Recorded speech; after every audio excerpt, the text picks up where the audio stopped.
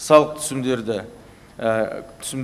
көлемінің артығымен орындалуымен өсуіне, салықтар жиналымын арттыру деген жобаны жоспарлы түрде жүзеге асыруда өз әсерін тигізді.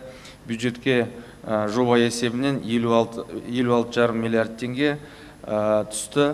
Бұл жоспарда артығымен орындалып келе жатыр. Алғашқы болжам 45 миллиард теңге болған. Олардың ішінде электрондық шот фактураларының енгізу есебінен 28 миллиард теңге, Астана бір ақпараттық жүйесі бойынша 2,6, салықтық әкімшілендіру мақсаттары үшін үшінші тұлғалардың дерек қорын құрудан 2,5 миллиард теңге. Жергілікті бюджеттердің өз кірістері 104,9%-ке орындалды, немесе 1 триллион 298 миллиард теңге түсті. Олардың есептік кезеңдегі жоспарлары 61 миллиард теңгеге артығымен орындалды.